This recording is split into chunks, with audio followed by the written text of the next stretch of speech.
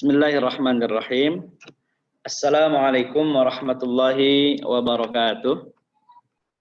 Alhamdulillah pada pagi hari ini saya bisa mengisi kajian langsung dari rumah gitu ya, dari sajadah tempat sholat saya gitu ya di RKNF Depok. Meskipun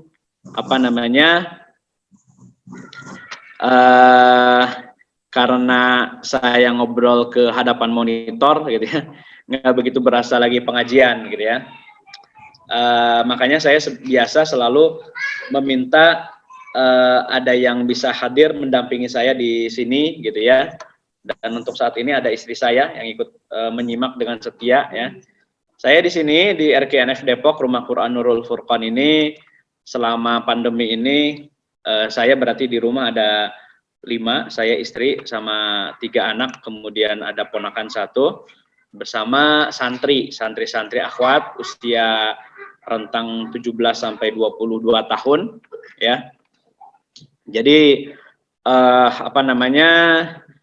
saya tetap bisa beraktivitas dengan baik di sini, tetap bisa ngaji, tetap bisa ngajar, dan selama pandemi ini dari sebelum Ramadan ya, mengisi kajian-kajian itu semuanya online. Jadi awal-awal agak kurang nyaman ya ketika ngaji. Saya ngajar online seperti ini dulu sekitar setahunan lalu ya, lebih ngaji komunitas yuk ngaji, komunitas online ya. Tapi alhamdulillah seiring berjalannya waktu sudah lebih nyaman gitu ya. Dan pada pagi hari ini ya, meskipun antunna ya di rumah masing-masing, mudah-mudahan bisa menyimak suara saya dan bisa menyimak dengan baik. Apalagi tema yang diangkat ini adalah adab hamalatul Quran ya. Ini judul kitabnya saya perlihatkan versi PDF-nya ya, At-Tibyan fi Adabi Hamalatil Quran. Ini kitab yang sangat bagus sekali ya, kitab yang ringkas, ringan. Kalau kita perhatikan di sini cuman ada 247 halaman ya. Jadi masih bisa diikuti gitu ya. Kemudian materinya juga sederhana dan ringkas gitu ya.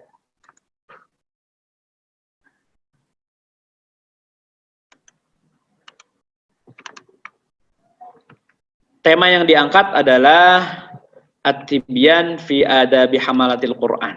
Jadi fokusnya itu adalah di adab ya. Fokusnya adalah di adab. Adab itu etika ya, moral. Jadi tibyan, penjelasan mengenai etika hamalatul Quran. Masya Allah, ini adalah ungkapan yang sangat mulia sekali ya. Hamalah itu dari kata hamila yahmilu ya, membawa. Nah, kemudian dari kata hamila yahmilu, membawa, itu ada kata hamil ya, hamil artinya yang membawa. Jadi bahasa untuk ibu yang membawa bayi di dalam perutnya, hamil ya. Ada hamil, ada hammalah. Hammalah. Seperti di surat Al-Masad, Tabbat ya. Wa mra'atuhu hammalatul hatab ya. Hammalatul hatab. Jadi hamil ini ternyata nggak bisa dicoret-coret ya, ininya bukunya. Nggak ada fiturnya, biasa ada. Oh, karena saya ini aja ya, numpang aja di sini. Jadi nggak bisa dicoret-coret. Bayangin aja lah ya nanti penjelasannya. Hamil artinya yang membawa. Cuman hamil itu membawa berbatas waktu. Misalkan ibu hamil. Ibu disebut hamil, kenapa? Karena hamil itu berbatas waktu. Ya, 9 bulan. Bisa lebih sedikit atau kurang dari itu. Setelah habis waktunya ya sudah dilepaskan lagi itu bayinya, gitu ya. Kalau hamalah itu menunjukkan membawanya nggak dilepas-lepas. Kayak saya sama istri saya, ya. Istri saya hamil 9 bulan. Saya sudah 10 tahun ini tetap aja nggak dilepas-lepas, ya. Menggunakan lafaz hammalah, hammal, yang membawa nggak dilepas-lepas, melekat. Ya, dari hamalatul Quran adalah bentuk jamak dari kata hamil. Hamil, satu orang yang membawa hamilul Quran. Ada dua hamilani, dua orang membawa Quran. Kalau banyak hamalah, ya hamalah. Seperti lafaz bararah. Jadi hamalah. Bisa jadi dari hammalul Quran, hamalatul Quran, para pembawa Al-Quran. Untuk menunjukkan bahwa ketika kita membaca Al-Quran, kita menghafal Quran, maka Al-Quran itu kita bawa kemana-mana, gitu ya, nggak dilepas, melekat dalam diri kita. Beda kalau orang yang tidak menghafal Quran, ya, ketika mau ngaji, gitu ya, coba buka surat Luqman, baca surat Luqman. Quran mana Quran, mana Quran. Kadang, yang lain aja deh, saya lagi ngebawa Quran. Tapi kalau Al-Qur'annya dibawa kemana-mana, ya, dalam artian dia simpan di dalam hatinya, gitu ya. Coba baca surat Luqman, ya, langsung dibaca. A'udzubillahi minasyaitonirrajim. Alif lam mim, gitu ya. Jadi ringan membacanya karena dibawa kemana-mana dibawa. Nah, judulnya Adab Hamalatul Quran. Etika untuk para pembawa Al-Quran. Ya, ini kalau saya pribadi itu disebut hamilul Quran itu terlalu berat sekali, gitu ya, karena memegang tanggung jawab yang sangat besar. Ini adalah pengungkapan yang memuliakan para penghafal Quran dari penulis Al-Imam Abu Zakaria Yahya bin Syaraf An-Nawawi rahimahullah. Ya, nama beliau adalah Yahya bin Syaraf. Punya anak namanya Zakaria, sehingga dijuluki Abu Zakaria. Asalnya asal dari kota Nawa, sehingga disebut An-Nawawi, gitu ya. Beliau ini adalah seorang ulama Syafi'iyah. Seolah-olah beliau itu orang kedua setelah Imam Asy-Syafi'i, karena banyak sekali dikutipnya, ya, dari kitab-kitab Syafi'iyahnya. Salah satu karya-karya fenomenal beliau itu adalah Sahih Muslim, ya, penjelasan tentang kitab hadis Sahih Muslim. Kemudian juga ada buku hadis yang tebal namanya Riyadhus Shalihin, ya, isinya hadis yang membahas tentang Islam secara sempurna. Kemudian ada lagi versi ringkas dari Riyadhus Shalihin, dikenal dengan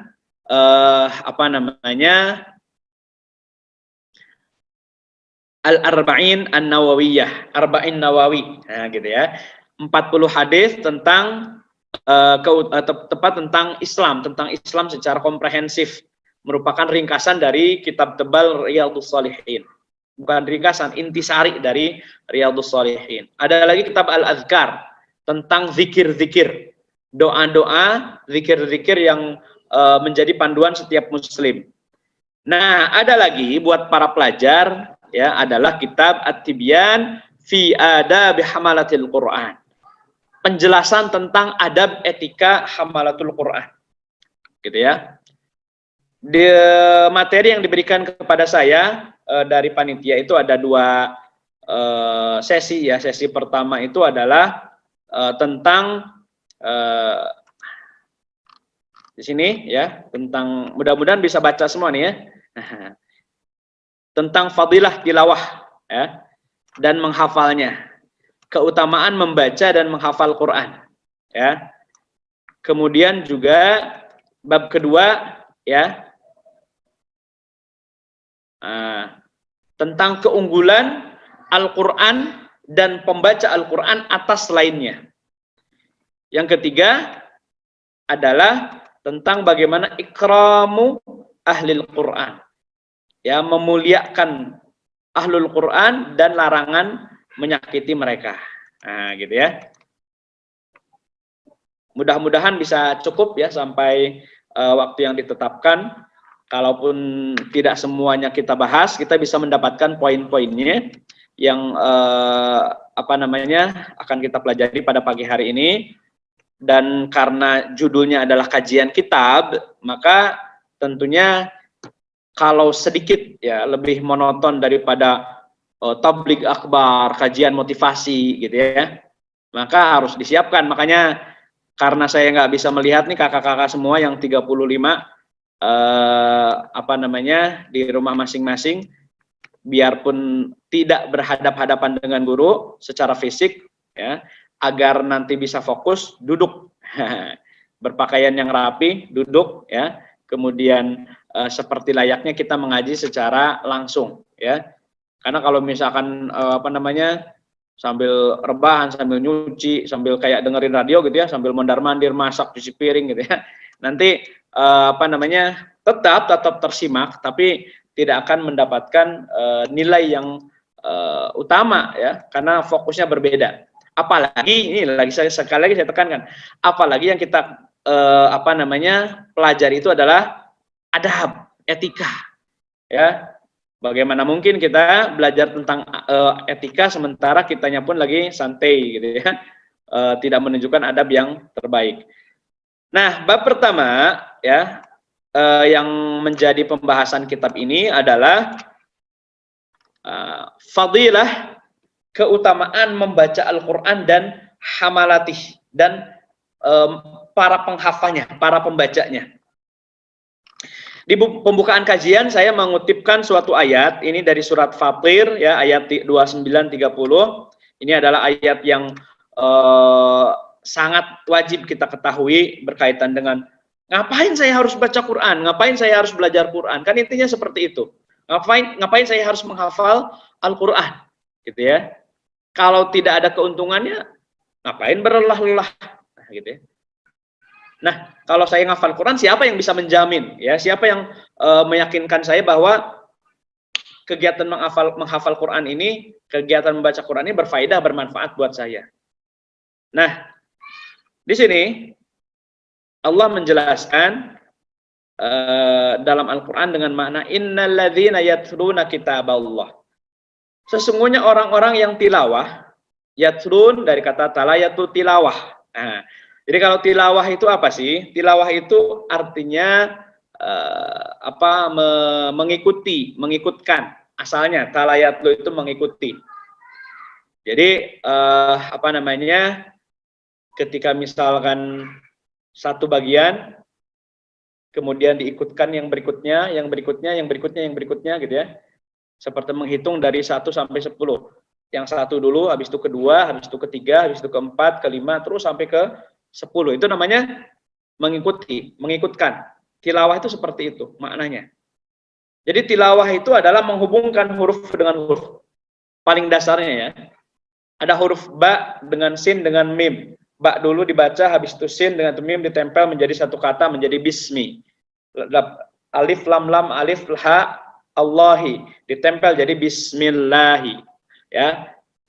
Terus disambung dari huruf menjadi kata, kata menjadi kalimat, kalimat menjadi redaksi ayat, ayat menjadi satu surat. Jadi perintah tilawah itu kita coba sambungkan huruf menjadi kata, kata menjadi kalimat, kalimat menjadi ayat, ayat menjadi surat, surat menjadi Al-Quran penuh gitu ya. Nah, apakah selesai sampai di situ? Tidak, karena tadi kayak kita lagi merakit ya, kayak contoh terbaik kayak Lego, kayak Lego gitu. Kita ceritanya pengen Lego bikin rumah, nah gitu ya, pengen bikin rumah Lego ya, yang bentuknya rumah. Kalau bisa sampai jadi rumah berarti seperti apa? Ya berarti dari mulai kita bangun dari paling bawah ya, terus ditempel sampai ke dinding, dari lantainya ke dinding-dindingnya, kemudian atapnya gitu ya, jendelanya, pintunya, mengikuti seperti itu. Tilawah itu kalau kita cuma merangkai huruf menjadi kata, kata menjadi kalimat, belum sempurna, harus sambung menjadi satu ayat. Ayat sambung karena ayat itu adalah partisi, bagian dari satu surat. Selesaikan sampai selesai, itu baru namanya tilawah. Kalau kita sudah selesai surat Al-Fatihah, nggak nyambung ke Al-Baqarah, itu belum tilawah, karena berarti berhenti tilawah. berhenti menyambungkan, kemudian sambung Al-Baqarah tempelkan dengan Ali Imran, dengan An-Nisa, Al-Maidah, An'am, Al-A'raf, terus sampai nanti Al-Fatihah, sampai Al-Ikhlas, Al-Falaq, An-Nas, nempel 30 juz. Itulah disebut aktivitas membaca qiraah. Udah selesai sampai di situ? Tidak. Kan namanya menyambungkan. Aktivitas dengan Al-Qur'an itu bukan cuman membaca teksnya saja, ya. Membaca teksnya sekaligus memahami artinya. Untuk memahami dia dihafal dulu, ya. Menghafalnya, inna alaina jam'ahu wa qur'anah. Kami yang akan membuat kalian hafal. Jadi hafal itu sudah ada jadi aktivitas. Bahkan pertama kali turun Al-Qur'an itu kan kepada Rasulullah nggak pakai Qur'an. Jadi ketika Rasulullah didatangi Jibril gitu ya, nggak disodorin begitu, Iqra, nggak disodorin Al-Qur'an, Iqra, bacalah, enggak. Ya, dari awal sampai akhir, dari mulai Iqra sampai Al-Baqarah 281, dari Iqra bismi rabbikal ladzi khalaq, khalaqal insana min 'alaq, Iqra wa rabbukal akram, alladzi 'allama bil qalam, 'allamal insana ma lam ya'lam, sampai ayat terakhir, wattaqu yawman turja'una fihi ila Allah, tsumma tuwaffa kullu nafsin ma kasabat wa hum la yuzlamun. Ayat 281 surat Al-Baqarah, ya.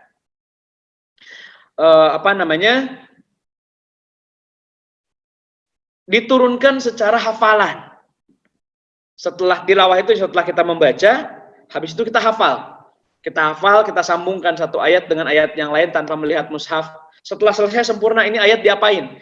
Tilawah itu berarti, oh sudah dibaca, sudah dihafal. Yang namanya Al-Quran itu diapain lagi? Oh, dipakai di dalam sholat. La sholata liman lam yaqra' bi fatihatil kitab. Kamu sholat tapi nggak baca Fatihah, nggak sah sholatnya. Pakailah sholat. Ya, apalagi kalau sholat itu diistilahkan dengan qiyam, qiyamul lail. Kenapa sholat disebut qiyam? Berdiri, karena sholat itu berdirinya lama. Para sahabat Rasulullah yang namanya sholat berarti berdirinya lama. Ukurannya itu pakai ayat. Tadi subuh berapa lama? Ya, sekitar 50 ayat lah. Nah, gitu ya. Kalau tiap sholat bacanya kul hukul ya nggak bakalan keukur itu berapa lama, gitu ya. Tilawah itu setelah kita baca, setelah kita hafal, kita pakai dalam sholat, itu baru namanya tilawah. Jadi kita sholat baca rakaat pertama Al-Baqarah ayat 1 sampai 5, gitu ya. Sholat kedua, rakaat kedua ya, Al-Baqarah ayat 6 sampai 7 misalkan. Nah, itu namanya sedang tilawah. Setelah itu Al-Quran itu tujuannya adalah hudan lil muttaqin, petunjuk. Jadi hudan, hidayah itu apa? Kalau di masa sekarang kita punya analogi yang sangat analogi yang sangat cocok ya dengan pemahaman kita, dengan akal kita. Contoh hidayah itu seperti apa? Contohnya kayak Google Maps. Nah, Google Maps ya, Google Maps itu berarti peta yang ada di aplikasi handphone atau di aplikasi komputer ya. Yang sederhananya kan gitu, di mana kita bisa mencari suatu titik tujuan, bukan cuman kita lihat peta, tapi dikasih jalan-jalannya, garis warna biru, ya. Dari sini, saya mau dari sini ke UNJ, nggak hafal. Pertama kali saya nyari itu pakai Google Maps, ya. Dapat hidayah tuh dari Google Maps, nah, gitu ya. Dapat 3 pilihan jalan, bisa lewat jalan Raya Bogor, nanti bisa terus dikasih pilihan jalan, gitu ya. Nah, Al-Quran itu hidayah itu seperti itu, ya. Cara menggunakannya itu seperti Google Maps. Saya sudah punya Google Maps-nya, udah terinstall dalam HP, tapi baterainya mati, nggak bakalan bisa dipakai, berarti harus dicas. Udah dicas nih, kok tetap nggak bisa dipakai? Oh, itu nggak ada pulsanya, nggak ada kuota internet, nyalain kuota internetnya. Muter-muter. Kok muter-muter terus, itu ada bulat-bulat, ya, lagi loading, gitu. Berarti sinyalnya nggak kuat. Agar hidayah bisa pakai, baterainya harus penuh, kuotanya melimpah, sinyalnya kuat. Apakah setelah tahu, oh berarti saya misalkan mau ke tempatnya mana, misalkan ke Jepang aja saya bisa nyampe nih, mau ke tempatnya Doraemon gitu ya, nggak pakai pintu ajaib, pakai Google Maps bisa gitu ya. Setelah kita tahu rutenya, kemudian kita pakai, kita ikuti jalan itu. Kalau nggak dipakai, ya percuma. Biarpun kita tahu caranya, udah dapat alamatnya, sudah ada petunjuknya, belok kanan, belok kirinya, sinyal kuat, baterai kuat, kuota melimpah, Kalau nggak dipakai ya sama juga bohong, nggak kepake ya Google Maps-nya. Harus apa? Harus dijalani. Ya, ketika kita menjalani, nyampe itu, ngikut petunjuk si Google Maps dan nyampe. Ya, itu namanya taufik. Taufik itu disepakati. Kita mengikuti jalan yang ditunjukkan oleh Google sampai nyampe, itu namanya disepakati. Nah, Al-Quran itu hidayah. Al-Quran itu hidayah. Petunjuk, tapi nggak bisa jadi petunjuk. Tapi kalau nggak ditambahin perangkat-perangkatnya. Al-Quran itu petunjuk, tapi kan nggak berbahasa Arab. Kita harus paham bahasa Arab seperti apa. Setelah kita paham bahasa Arab, contoh misalkan, wa huwa ma'akum ainama kuntum. Allah bersama kalian dimanapun kalian berada. Maksudnya apa nih? Oh, berarti Allah bersama kalian di mana kalian berada. Saya ada di sini, berarti Allah ada di sini dong. Saya lagi di WC, berarti Allah ada di WC dong.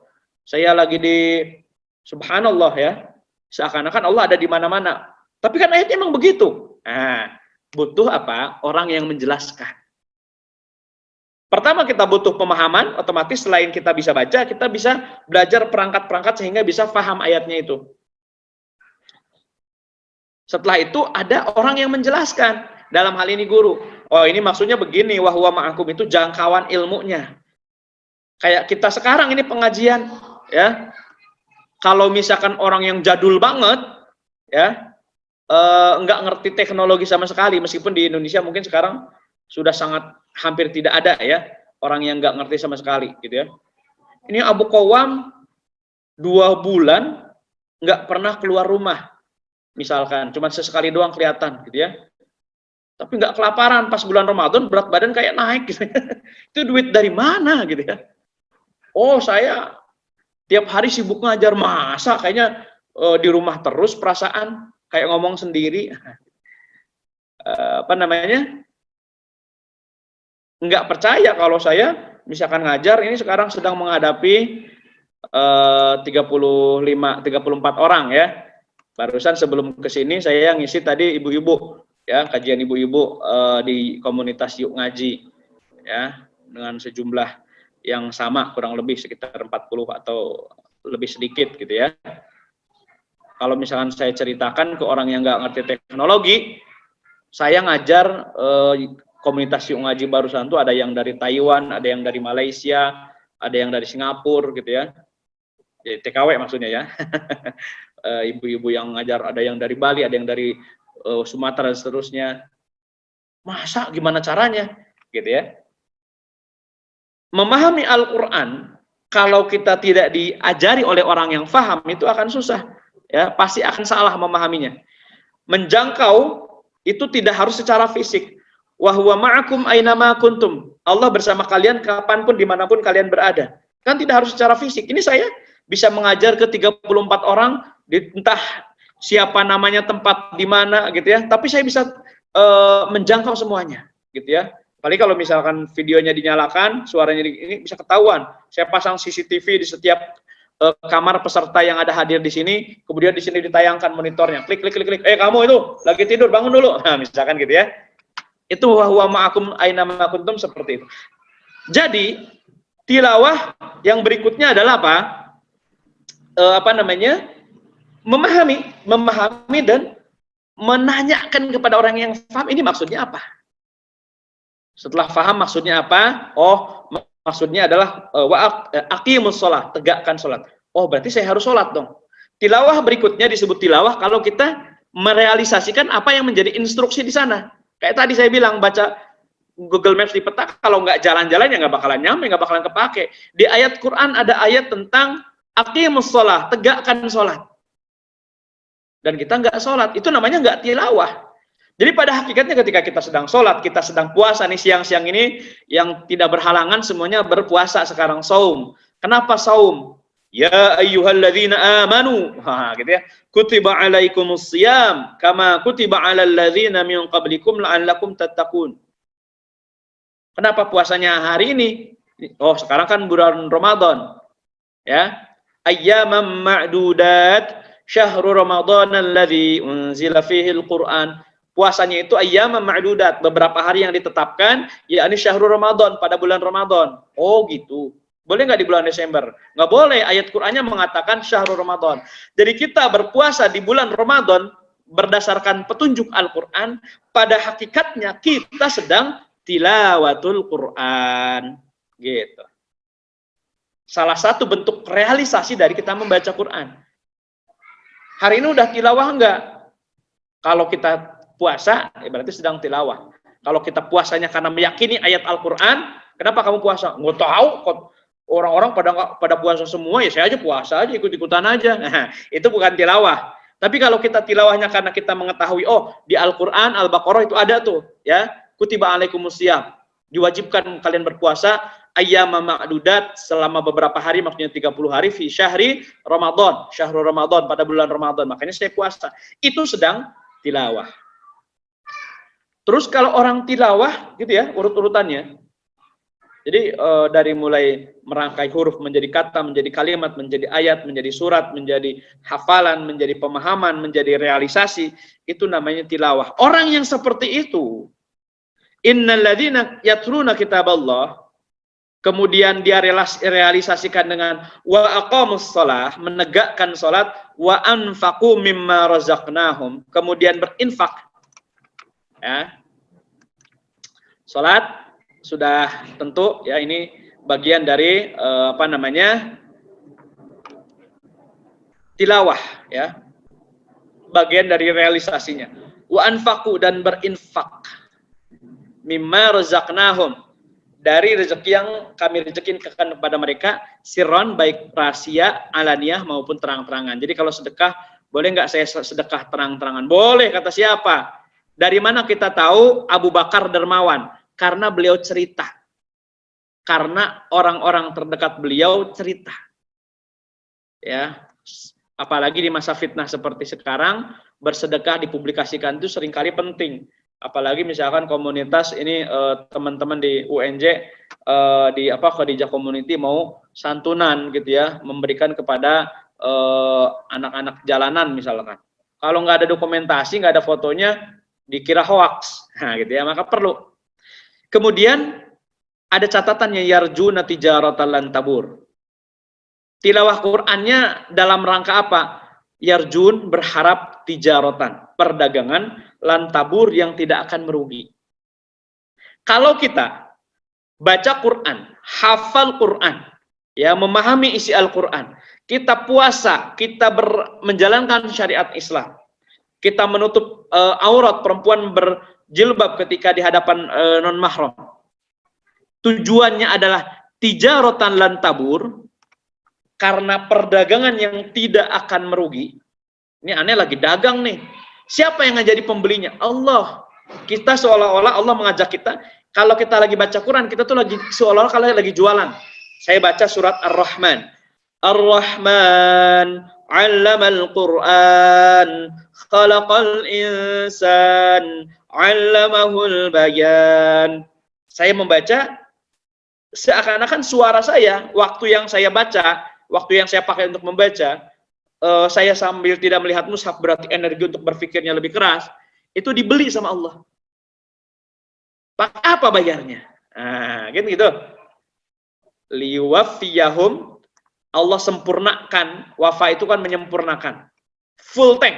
Kalau ngisi bensin, wafa itu full tank. Menyempurnakan ujurahum, imbalannya, gajinya, upahnya. Jadi kita baca Quran dibayar sama Allah. Setiap huruf nanti di bawahnya kan ada penjelasannya ya.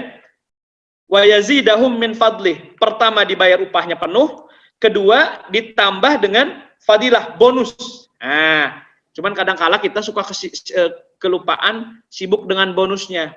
Kenapa saya sedekah biar saya dapat bonus? Nih kalau saya sedekah 1.000, nanti dibalas dengan 10 kali lipat, berarti nanti dapat 10.000. Saya butuh uang 1 juta, berarti saya harus sedekah 100.000. Saya pengen uang 1 juta, sedekahnya cuma 50.000, nggak dapat, ya, nggak 10 kali lipat. Dapatnya nanti 500.000. Subhanallah, nggak seperti itu. Itu nggak ikhlas. Ya, itu bersedekah untuk mendapatkan imbalan. Sedekah itu kan bahasa Arabnya infak nih ya, mengeluarkan harta. Infak itu artinya apa sih? Mengurangi. Arti kata infak itu mengurangi. mengambil kayak roti, kita cubitin, kita potek, ya, satu potek itu namanya infak. Diambil lagi infak. Ya kalau misalkan kita roti yang bulat, kita potek, kita kasih ke orang lain, saya kasih ke istri saya, itu namanya nafkah. Saya kasih ke ini orang lain, ke santri-santri, itu namanya infak tadi, sedekah. Apakah roti saya jadi bulat? Ya udah jadi potek kan, jadi makin kecil. Kalau disakankan semua habis, gitu ya. Nanti balik nggak rotinya? Enggak lah, habis ya habis. Kalau tiba-tiba besok saya dapat 10 roti, itu bukan karena saya infak, itu kan Allah, memang rezeki saya begitu, Allah berikan rezeki buat kita, gitu ya. Karena kalau kita infak, bonusnya balasannya adalah surga. Nah, tambah bonus. Kalau bonus macam-macam. Jadi jangan berharap bonus sama. Si A, si fulan, si A ya sedekah. Ikhlas karena Allah. Yarjuna tijaratan lan tabur. Maka bisa jadi balasannya adalah tadi berlangsung cash 10 kali lipat, 100 kali lipat, berlipat-lipat ganda. Si B sedekah, uangnya habis, nggak balik lagi tuh. Tapi bonusnya adalah misalkan dia dikelilingi oleh orang-orang yang sayang sama dia. Si C enggak, udah uang duit nggak balik lagi, dia jomblo sendirian. Tapi ternyata bonusnya adalah Allah berikan kesehatan, kekuatan fisik yang luar biasa, kecerdasan yang luar biasa. Si D udah sedekah juga sama banyak gitu ya, udah nggak balik lagi, ya nggak punya keluarga, dia sering sakit-sakitan lagi, mati muda, habis semua hartanya, mati muda gitu ya, bagus, enak lah, masuk surganya cepet kan. Mungkin saja kalau dia makin lama hidupnya jadi nggak seindah itu. Innahu ghafurun syakur, sesungguhnya Allah maha pengampun lagi maha berterima kasih, ya. Jadi itu tujuan utama kita tilawah, ya. Ini sudah menggambarkan semua pembahasan pada pagi hari ini. Ngapain ikut daurah, ngapain tilawah Quran? Ini kita mau dibalas sama Allah, masa nggak mau sih? Nah, yang lainnya sebagai pendukung. Ada hadis Utsman bin Affan, khairukum man ta'allamal Qur'ana wa 'allamahu. Ya. Kita baca Quran itu adalah dagang sama Allah. Allah yang beli, kita yang jual. Kalau Allah yang beli, bayarnya kapan? Cashnya di surga. Surga yang tak terhingga. Tetapi ada bonus-bonusnya. Wa yazidahu min fadlih. Rasulullah SAW bersabda, khairukum man ta'allamal Qur'ana wa 'allamah. Kalau pengen powerful nilainya, kita ta'allum, mengajar, dan ta'lim, ta'allum kita belajar, ta'lim kita mengajarkan. Maka dapatnya berlipat-lipat, gitu ya. Menggunakan kata wa dan, belajar dan mengajar. Jadi khair itu artinya bisa bermakna, ya. Khair itu maknanya bisa terbaik, lebih baik, baik. Jadi kalau dalam bahasa Arab, ya, mengenal tingkatan-tingkatan apa sih yang latif-latif itu superlatif degrees gitu yang gitu-gitu ya, kayak misalkan good, better, best, baik, lebih baik, paling baik. Dalam bahasa Arab pun dikenal antara misalkan qaim, karim, mulia, akram, lebih mulia atau paling mulia. Khusus untuk baik, bahasa Arab itu menggunakan kata khair. Baik bahasa Arabnya apa? Khair. Lebih baik bahasa Arabnya khair. Paling baik bahasa Arabnya juga khair. Sehingga khairukum man ta'allamal Qur'ana wa 'allamahu itu mencakup 3 makna itu. Orang terbaik di antara kalian adalah yang belajar dan mengajarkannya. Orang yang lebih baik di antara kalian adalah yang belajar dan mengajarkannya. Yang namanya orang baik kalau dia belajar dan mengajarkan Al-Quran. Artinya kalau kita tidak belajar dan tidak mengajar Al-Quran, bukan orang baik-baik. Ya. Kenapa seperti itu? Thalabul ilmi fardhatun ala kulli muslim. Menuntut ilmu itu wajib bagi setiap muslim. Ilmu apa yang paling mendesak? Baca Quran, menghafal Quran. Kenapa? Dia pakai dalam sholat. Sementara sholat adalah ibadah pertama yang akan diperiksa oleh Allah. Terasa sekali nih sekarang bulan Ramadan, ya nggak terawih di masjid. Oh Ustaz, saya biasanya juga nggak terawih di masjid. Beda pembahasan ya. Kalau yang biasanya terawih di masjid jadi jamaah, sekarang tiba-tiba dituntut jadi imam. Ya, Itu stoknya harus banyak gitu ya. Biarpun membaca dengan surat-surat pendek itu mulia, tetap agung, tetap berkah, tapi sebagai manusia kita tetap ingin kayaknya bagus juga nih nambah surat-surat yang lain. Terasa sekali, ya. Artinya jadi orang baik-baik, tapi kita nggak baca Quran, ajaib. Karena di sini orang baik-baik itu pasti baca Quran, gitu ya. Ada contoh hadis lagi di sini ya, berikutnya. Nah, bahkan seberapa tingkatan orang baca Quran disebut baik. Ya kalau misalkan udah kayak Ustadz sih enak ya, bacaannya udah bagus, hafalannya udah banyak. Enggak. Di sini ada hadis Rasulullah, alladzi yaqra'ul Quran, kalau ada orang baca Quran, kemudian dia mahir. Mahir itu berarti ahli, ya, sudah apa namanya? Kayak adik saya bikin main Rubik cuman kurang dari 1 menit selesai gitu ya. Itu sudah mahir. Saya sudah berbulan-bulan enggak selesai itu Rubik, udah biarin gitu ya. Itu mahir. Nah, kalau sudah skill mahir sudah paham lah. Balasannya apa kalau kita skillnya mahir? Ngapain baca Quran sampai jago? Kita disejajarkan dengan safarah, kelompok malaikat al-kiram yang mulia, al-bararah yang rajin. Jadi bararah itu artinya rajin. Al-bararah itu rajin. Jadi sifat utama malaikat itu apa sih? Rajin. Ada satu malaikat diciptakan oleh Allah, ketika diciptakan dia diciptakan untuk bertasbih, mengucapkan subhanallah. Maka ketika disuruh mengucapkan subhanallah, dari mulai dia diciptakan sampai dia selesai tugasnya, pokoknya dia ketika diciptakan mengucapkan subhanallah, subhanallah, subhanallah, subhanallah, subhanallah, subhanallah. Kalau nggak disuruh berhenti terus aja baca. Nggak kayak kita. Ini ikut daurah. Coba nanti tilawah masing-masing sehari misalkan 10 juz. Oh, oke, siap gitu ya. Kita buka Quran. Buka Quran pakai HP. A'udzu billahi minasyaitonir rajim. Bismillahirrahmanirrahim. Ada SMS. Buka dulu. Aneh lagi ngaji nih. Masa? Nggak percaya. Cekrek. Gitu ya. Tuh kan? Oh iya. Ngobrol sampai setengah jam. Oh iya, lagi ngaji tadi. Sampai mana? Oh, sampai bismillah. Alif lam mim. Telepon, angkat dulu. Halo, aneh lagi ngaji nih, ntar aja ya. Iya, gimana kabar? Oh iya, jadi. Setengah jam kemudian. Akhirnya nggak jangan ngaji-ngaji tuh ya. Tapi ada orang-orang yang kita lihat di TV. Contoh yang paling populer di Indonesia Ustadz Adi Hidayat. Ya, Ustadz Adi Hidayat mau dikasih surat apapun, ayat apapun, sampai ya dikasih tentang undang-undang yang nggak penting buat kita, dia hafal semua gitu ya. Ini rumah ini belok kanan, belok kiri, kanan kiri, kanan kiri, di sebelahnya ada gitu ya. Kalau buat kita kayaknya nggak penting, dia hafal semua gitu ya. Oh, cerdas. Jangan dilihat cerdasnya doang, lihat latar belakangnya. Kenapa seseorang sampai hafalannya secanggih itu? Karena kerja kerasnya sangat keras. Kita baru baca 1 halaman udah ngap-ngapan, dia sudah baca 1000 kali. Bayangkan 1 halaman dibaca 1000 kali misalkan, ya. 1 halaman dibaca 1000 kali, 1 juz itu berapa halaman? 20 halaman, gitu ya. Artinya kalau 1 halaman dibaca 1000 kali, berapa juz, Mi? Setara berapa juz, Mi? 500 juz. 50 juz. Ya. Setara dengan 50 juz. 1 halaman dia baca seolah-olah dia membaca 50 juz. Banyak banget itu, ya. Makanya hafalannya lancar banget. Makanya baroroh. Target mahir, gimana seseorang mahir? Ini, simple ya, baroroh. Seseorang mahir kalau dia, nih, baroroh. Ini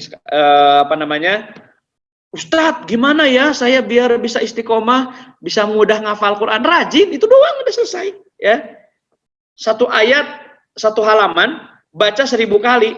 Ya, orang paling istilahnya paling susah ngafal pun kalau dibaca 1000 kali masa iya nggak hafal. Kayak kita baca Fatihah, ingat nggak kapan pertama jangan Fatihah deh, kulhu ya. Kulhu ini lebih populer daripada Fatihah ya. Orang teman saya orang Kristen aja lancar banget baca kulhu. Biarpun dia nggak beriman kulhu ya, nggak percaya Allah itu cuma satu-satunya, tapi dia hafal banget ya, saking populernya kulhu. Mendengarnya udah jutaan kali, miliaran kali. membacanya juga udah sebanyak itu gitu ya, wajar lancar. Kok kalau ngafal surat Al-Jin susah banget ya? Coba kayak kulhu ya, tiap hari baca 10 kali aja selama setahun penuh. Gitu ya, sampai detail huruf ukirannya itu sampai hafal banget. Ini sebelah sini ada goresan dikit nih waktu itu gitu ya, saking lancarnya. Ya. Berikutnya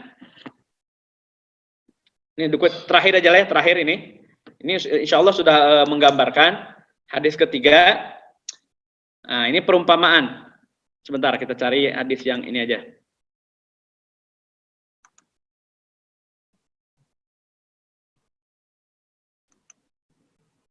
Nah, ini nih. Yang ini aja, ya.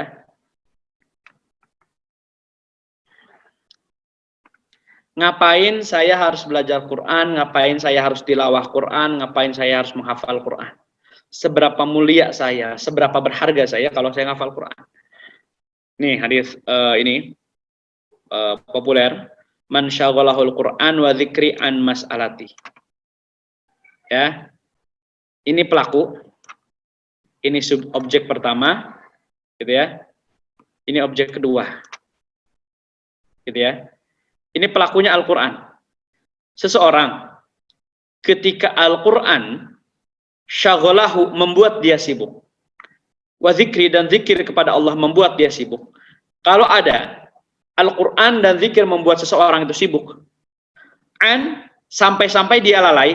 Jadi kalau ada kata syaghala, sesudahnya ada menunjukkan bahwa kata sesudahan itu nanti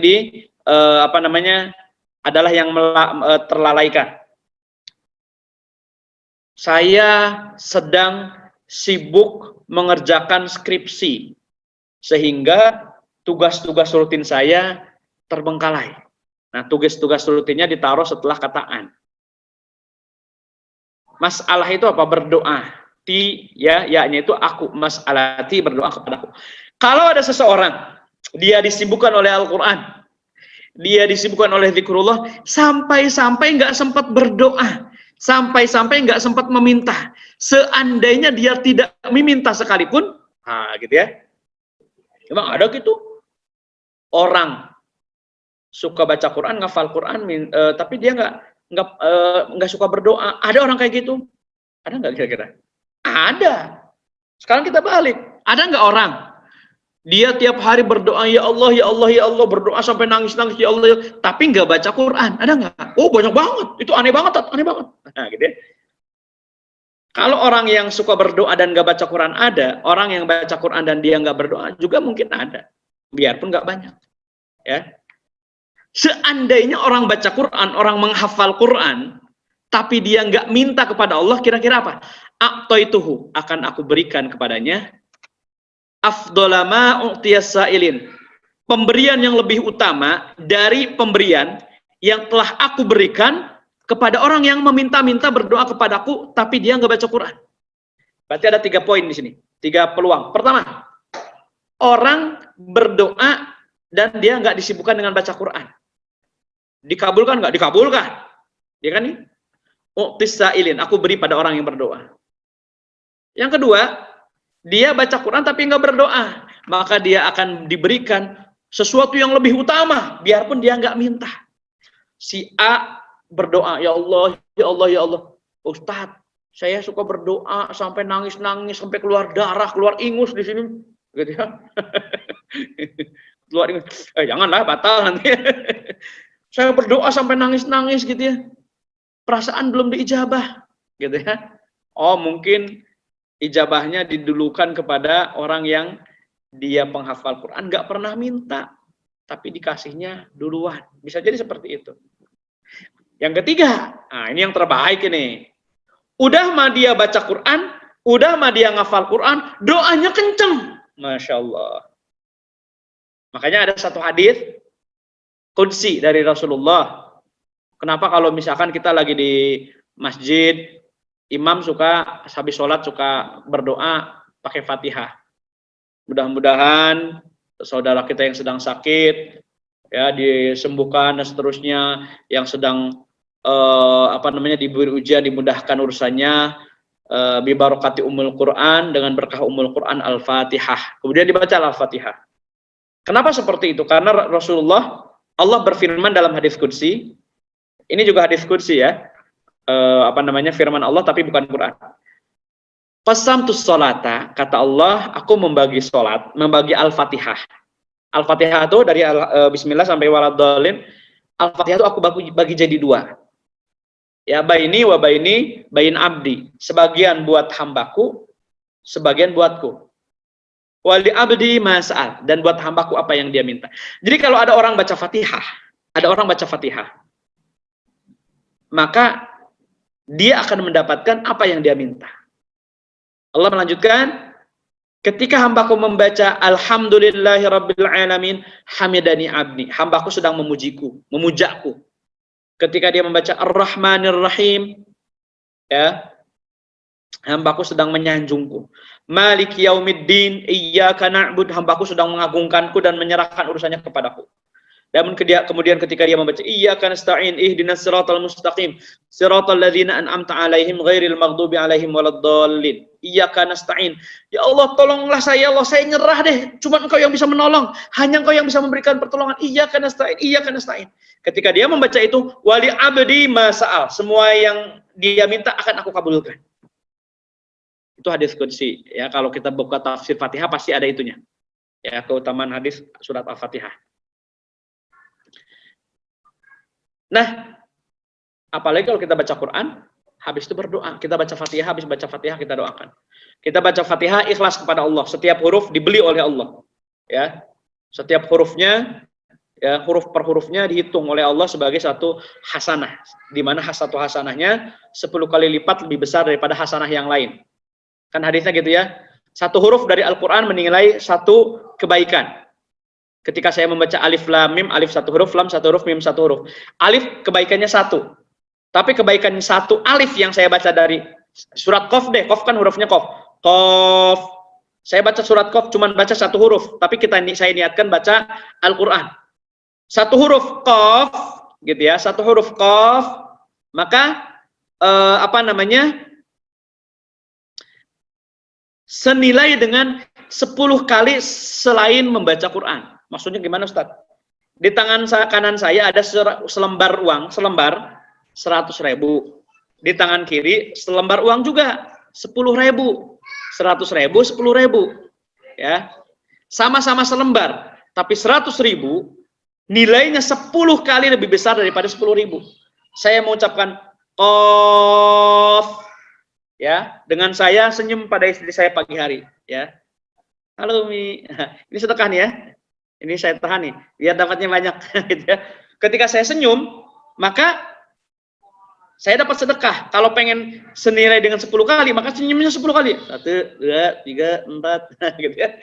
Baru dapat sebanding. Gitu ya. Nah, makanya orang yang disibukkan dengan Al-Quran, seandainya dia nggak sempat berdoa sekalipun, akan diberikan sesuatu yang lebih utama daripada orang yang meminta. Kenapa? Kenapa seperti itu? Wa fadlu kalamillahi ala sairil kalam kafadlillah ala khalqi. Perbandingannya gini. Perbandingan Al-Qur'an dengan selain Al-Qur'an seperti membandingkan Allah dengan selain Allah. Tidak mungkin dibandingkan. Allah selain Allah. Mana yang lebih utama? Enggak boleh, dosa pakai gitu. Langsung kafir itu mah. Boro-boro membandingkan Allah dengan selain Allah. Misalkan saya bilang begini, ya. Saya sama sahabat Ali bin Abu Thalib radhiyallahu anhu. Saya sama dia kerenan mana? Udah gitu aja udah kurang ajar itu ya. Bahkan bisa rusak keimanannya itu. Karena Ali bin Abu Thalib radhiyallahu anhu ya, salah seorang ya 4 orang terbaik di sisi Rasulullah. Kemudian beliau adalah penulis wahyu ya. Beliau itu ya banyak deh ya. Berjilid-jilid buku nggak selesai-selesai. Saya ngaku-ngaku mau dibandingkan sama Ali bin Abu Thalib. Nggak pantas itu ngomong kayak gitu.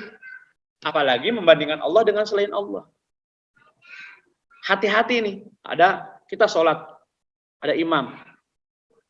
Rakaat pertama, qul ya ayyuhal kafirun. Rakaat kedua, qul huwallahu ahad. Alhamdulillah lagi buru-buru. Besok imamin itu lagi. Udah seminggu itu mulu. Kita kesel. Ya elah. Emang nggak ada yang lain apa? Kulhu kuliah. Ya, cuman kuliah doang. Nah, Ini yang sedang disepelekan apanya nih? Orangnya atau kulhukuliahnya? Hati-hati ya. Kalau kita menyepelekan orangnya yang baca kulhukuliah, boleh nggak orang ya? Orang sholat dengan membaca kulhukuliah boleh nggak disepelekan? Nggak boleh. Orang sholat ibadah, gitu ya. Apalagi kalau kita menyepelekan kulhukuliahnya, hati-hati ya. Nah ini tidak boleh kita membandingkan Al-Quran dengan selain Al-Quran. Saya kira udah cukup, ini udah berapa nih? 11, 19 ya. Nah, meskipun tidak runut ya, ini saya sambil selonjoran nggak apa ya. Tapi insya Allah mendapatkan poin dari yang dipesankan oleh panitia ya tentang keutamaan membaca Quran, keutamaan menghafal Quran, bagaimana kita memuliakan ahlul Quran dan bagaimana kita termotivasi menjadi ahlul Quran. Ya, fokus utama kita perdagangan yang tak akan rugi. Setiap huruf yang kita baca sedang kita jual kepada Allah. Ya, seandainya kita butuh urusan-urusan duniawi, belum minta pun akan Allah berikan. Tapi dari awal jangan pernah diniatkan membaca Quran kita adalah meminta-minta balasan duniawi. Aneh udah rajin baca Quran kok belum ada yang ngasih ya. Itu berarti dari awal sudah salah. Ya. Ngapain ngafal Quran ya? Untuk memantaskan diriku gitu ya, biar gampang dapat jodoh. Kalau dari awal ngafal Quran biar gampang dapat jodoh ya susah. Seandainya dapat pun wa ma lahu fil akhirati min khalaq. Ya sudah, udah dibayar cash oleh Allah di dunia, nggak dapat lagi di akhirat. Kita menghafal Quran biar gampang dapat jodoh. Jodoh dikasih, tapi di akhirat bacaan Quran kita, hafalan kita yang sudah kita hafal tadi misalnya hafal 10 juz, udah nggak dapat lagi. Pas di akhirat, saya perasaan dulu ngafal Quran 10 juz, nggak pahalanya mana? Hasilnya katanya mau diimbalin setiap huruf bla bla bla. Kan kamu dulu ngafal Qurannya pengen dapat jodoh, udah dapat tuh, udah dibayar. Kenapa sekarang minta lagi? Subhanallah. Ya, sayang sekali. At-tibyan fi adabi hamalatil Quran, mengajak kita untuk membersihkan hati kita bahwa Al-Quran itu begitu mulia, nilainya teramat besar. Mari ya, nikmati setiap huruf, nikmati waktu yang detik-detik yang kita lalui itu dengan penuh rasa syukur bahwa Allah sedang memilih kita, memberikan kesempatan pada kita untuk menjadi penghafal Al-Quran. Serius dan santai itu tergantung cara mendefinisikan, gitu ya. Itu tergantung cara pandang, gitu ya. Al-Quran itu adalah satu panduan yang akan memandu kita di dalam kehidupan secara totalitas. Ya, misalkan kita mau menghafal Quran. Kalau kaitannya dengan misalkan teknis belajarnya harus serius atau bisa sambil selau. Dua-duanya bisa, tapi hasilnya tentunya berbeda, gitu ya.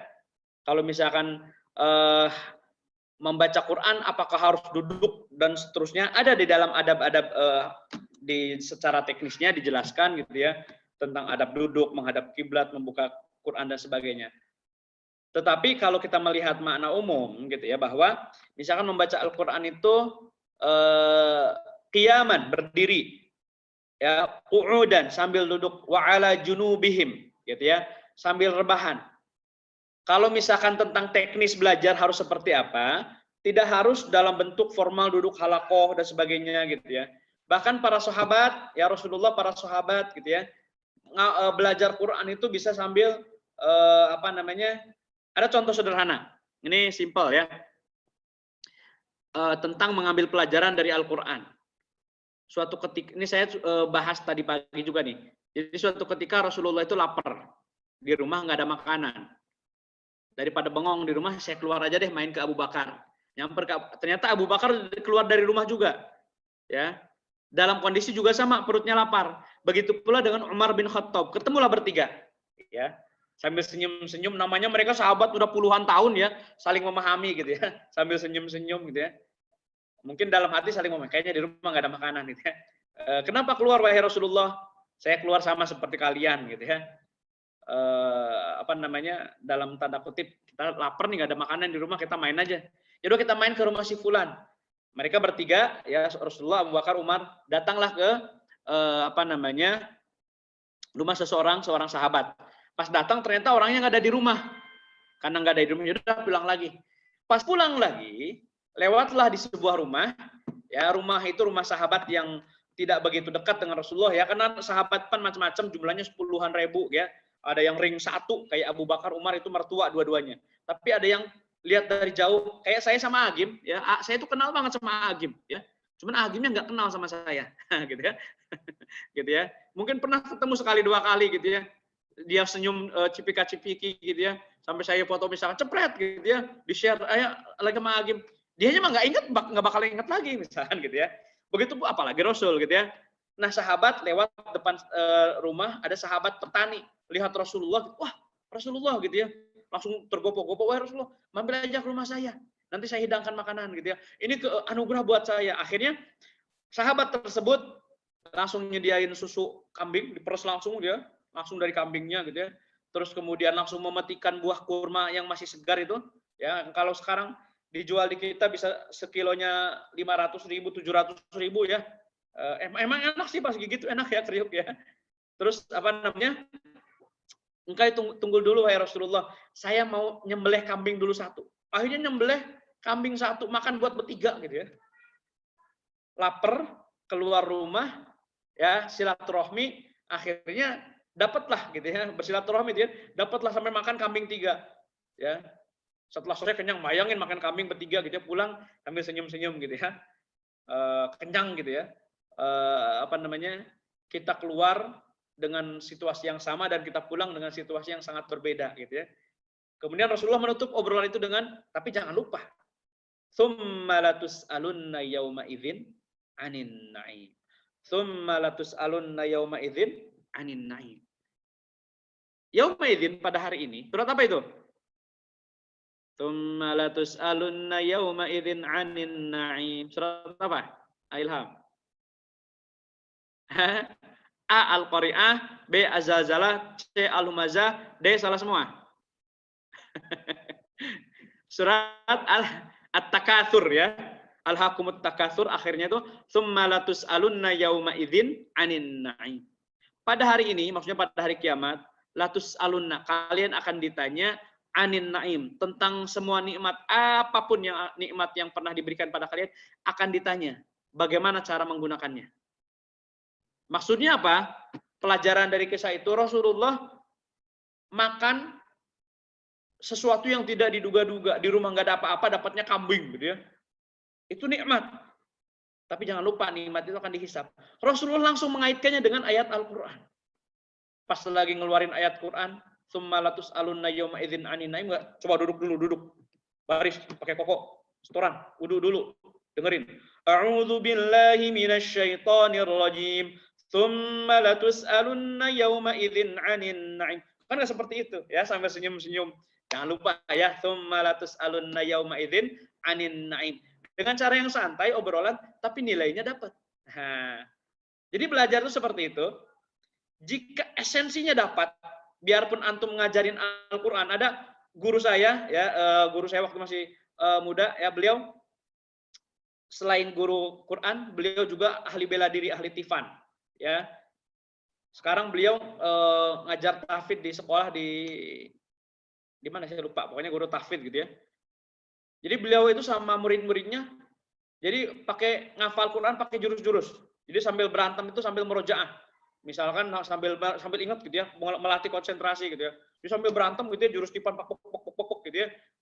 Apa namanya, sambil baca misalkan tabarakalladzi biyadihil mulku wa huwa ala kulli syai'in qadir gitu ya. Nah, itu adalah nilai. Jika ya yang dilakukan tetap dalam koridor syar'i enggak ada masalah. Boleh enggak sambil baca Quran sambil ngemil?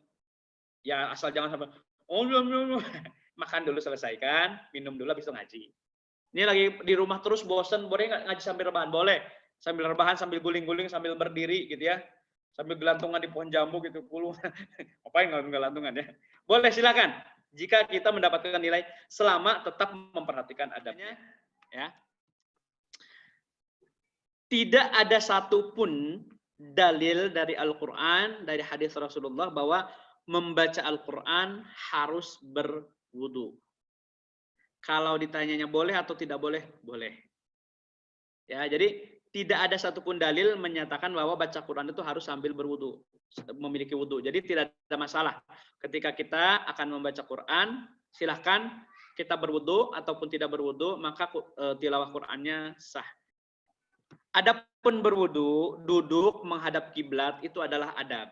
Seperti misalkan begini, saya sedang sholat ya, sholat. Sah nggak sholat saya jadi imam, pakai kaos oblong warna putih, pakai celana kolor setengah betis gitu ya, sama pakai topi yang ada itunya tuh ya, dibalikin ke belakang gitu ya. Sah nggak sholatnya? Sah. Tapi itu kan masalah adab saja. Masa iya jadi imam begitu? Baca Quran kalau kita masih memungkinkan berwudu ya berwudu saja. Apa susahnya gitu ya?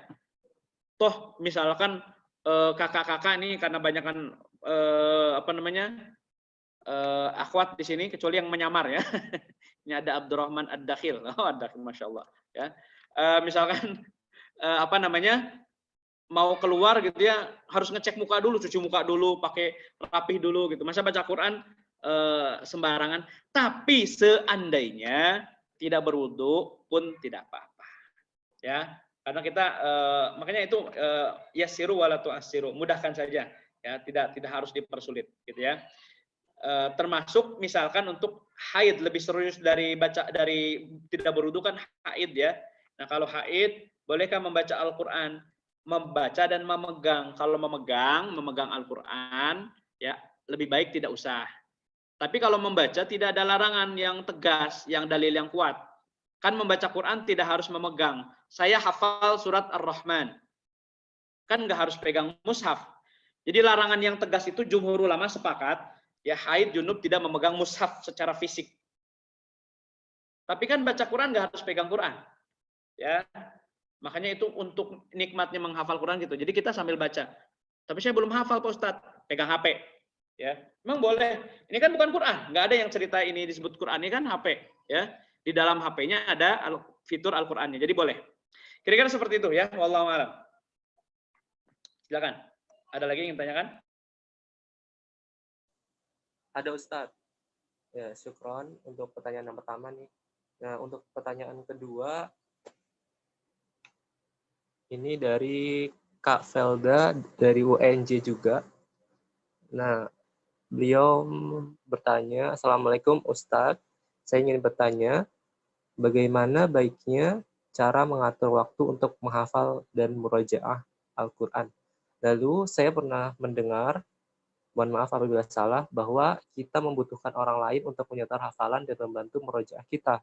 Lalu bagaimana jika harus menghafal atau murojaah sendiri? Apakah bisa? Kalau bisa, bagaimana tipsnya Ustadz? Jazakallah khairan. Kasiran. Ini dari Kak Felda.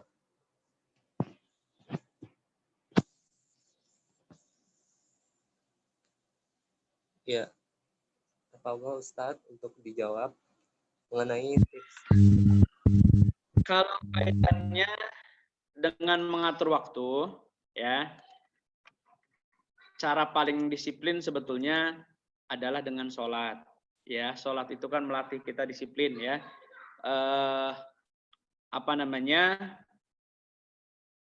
Kita harus pertama memeriksa dulu posisi kita, level kita di mana. Kalau level kita adalah biasa tilawah Al-Qur'an, ya, maka tinggal disiplinkan satu waktu saja. Tapi kalau kita belum bisa, emang saya jarang-jarang sih tilawah, ini baru karena pandemi aja mulai semangat nih misalkan gitu ya. Jadi kita mulai dengan yang ringan dulu. Jadi rutin itu lebih utama daripada banyak. Tapi tidak rutin, ya. Rutin tapi sedikit, banyak tapi jarang. Mana yang lebih utama? Rutin, biarpun sedikit. Maka cara yang paling ringan adalah, ya, misalkan cara paling ringan setelah selesai sholat, cukup baca satu ayat saja. Nggak usah terlalu muluk-muluk. Kita idealis boleh, tapi tetap realistis gitu ya. Kalau kita belum biasa banyak, ya, dan tidak harus di 5 waktu sholat. Selama masa pandemi ini, ya, dari mulai sebelum Ramadan, saya di sini di RKNF bersama santri-santri, setiap habis sholat, saya punya buku doa-doa dari Al-Quran. Jadi setiap sholat kita baca bareng-bareng bersama gitu. Jadi nanti akan terlatih selama setiap habis sholat pasti baca, biarpun cuma sedikit, ya. Jadi bukunya ada 12 halaman. Ya, saya bagi jadi 3 sesi. Pertama tuh cuma 4 halaman aja dulu, 4 halaman. Setelah rutin 4 halaman, nambah lagi 3 halaman, nambah 3 halaman gitu ya. Sampai akhirnya rutin. Jadi seperti itu. Sholat itu adalah kunci utama dari disiplin dalam waktu menghafal. Kalau kita tidak disiplin dengan waktu sholat, susah membayangkan. Banyak konsepnya semua orang sudah tahu. Konsepnya semua orang sudah tahu saya kira. Apalagi manajemen waktu itu kan bukan hanya miliknya penghafal Quran ya. Banyak motivator-motivator yang lebih handal tentang bagaimana memanage waktu. Banyak para asatidz yang strategi mengajar waktu. Tapi realisasinya apa? Salah satu bukti konkret yang paling simpel Allah ajarkan dalam Al-Quran sendiri tentang menegakkan salat. Inna sholata kanat 'alal mu'minina kitaban mawquta. Ada waktu-waktu yang tetap. Habis sholat nggak usah banyak-banyak, nggak harus berlembar-lembar 1 juz, 1 halaman, setengah halaman nggak ada masalah ya. Tapi rutin bisa nggak selama 5 waktu selama full, misalkan sebulan penuh tiap habis sholat baca biarpun cuma setengah halaman. Kalau itu sudah rutin, sisanya tinggal ditambahkan saja. Insya Allah dengan perbuatan yang ringan. Itu tips dari saya cuma 1 aja, nggak usah banyak-banyak ya. Coba aja dulu ya. Setiap habis sholat, biarpun cuma setengah halaman selesai. Nah, bolehkah saya menghafal Quran tanpa guru? Ya.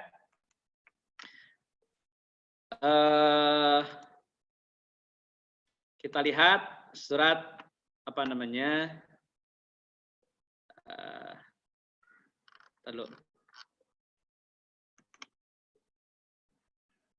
Al-Qiyamah. Ya, ini Al-Qiyamah. Nah, ada ayat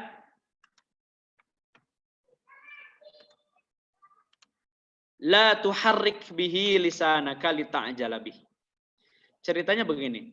Rasulullah itu punya guru Quran. Guru ngajinya Rasulullah itu malaikat Jibril alaihi salam. Beliau bertalaki kepada Jibril, ya. Ketika beliau di bulan Ramadan bahkan bertalaki sampai 2 kali khatam Quran.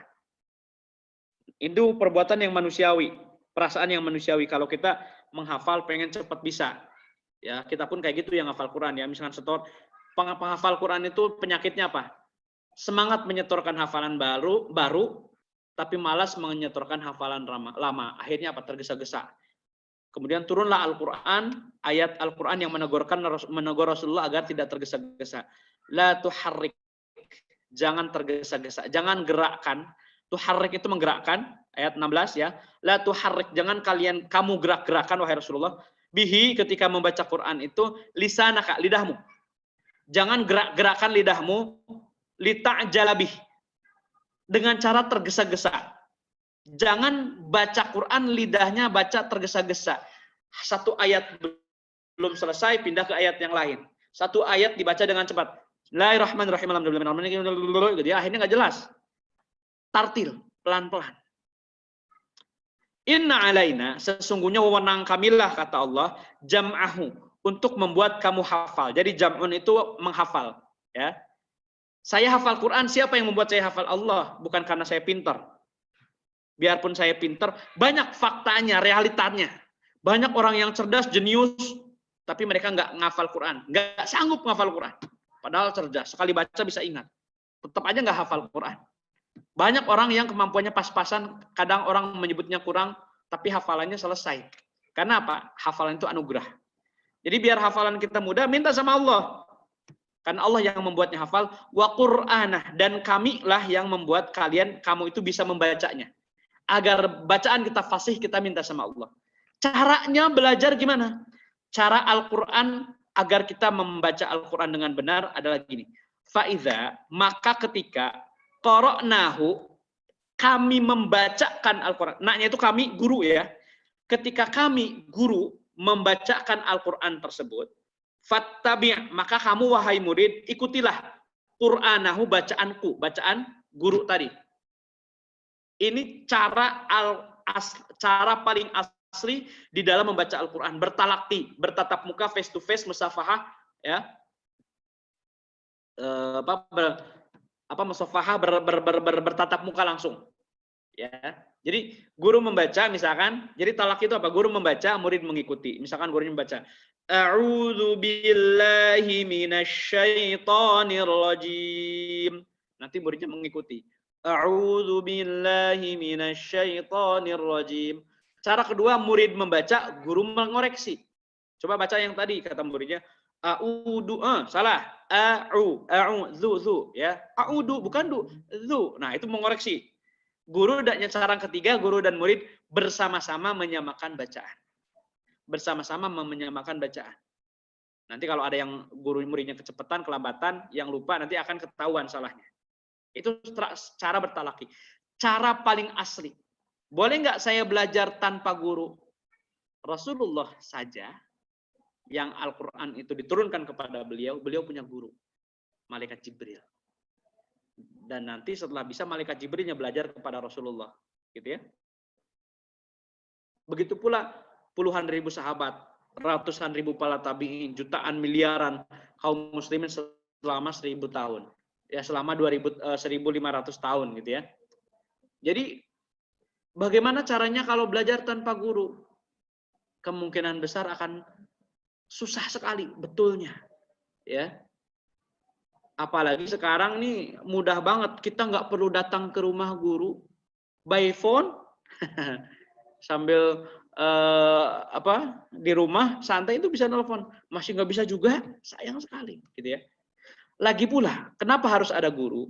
Karena ketika kita belajar pada seorang guru, semangat kita itu akan tetap terjaga.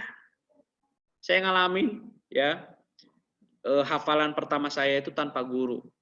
Saya pengen ngafal Quran di pesantren dulu ya, 20 tahun yang lalu. 21 tahun yang lalu, tahun 99. Saya mulai menghafal Quran ya di usia SMA kelas 2-an gitu ya. Karena pesantren saya bukan pesantren hafal Quran, nggak ada ceritanya orang hafal Quran di situ. Paling hafal 1-2 surat ayat-ayat pilihan. Saya pengen ngafal Quran. Akhirnya otodidak ya. Akhirnya otodidak, saya hafal Al-Baqarah. Menurut saya sih waktu itu udah hafal gitu ya. Ada Ali Imran beberapa surat. Kemudian saya menghafal juz amma. Tahun 2003 saya bertalaki kepada guru. Guru saya Ustaz Muzamil rahimahullah. Ketika saya setor gitu ya. Saya setorkan kepada beliau. Beliau menyuruh gitu ya. Kata beliau itu yang ingat banget sampai berkesan gitu ya. Coba kamu hafal sudah surat apa? Al-Baqarah, Ali Imran, sedikit Al-A'raf gitu ya. Coba lupakan semua hafalan kamu. Hapus dari ingatan, kita ulangi dari awal. Jadi saya itu sampai setengah tahun itu menghapus file yang ada di otak saya. Karena apa? Bacaan saya udah kadung salah. Gitu ya. Bacaan saya udah kadung salah, susah dibetulkan sampai benar-benar dihapul untuk saya kan ngafal Quran dulu pakai Quran yang 7 lembar. Ya. Kemudian ketika di Al-Hikmah ketika saya belajar saya pakai Quran yang 20 lembar, 20 halaman, 10 lembar ya. Akhirnya itu benar-benar dihapus di otak itu. Dan itu jauh lebih susah. Guru itu tetap menjaga semangat kita, memotivasi kita, ya. Dan ya, keutamaan belajar dengan guru itu ya adalah keberkahan. Itu yang paling penting. Saya kira itu ya. Assalamualaikum warahmatullahi wabarakatuh.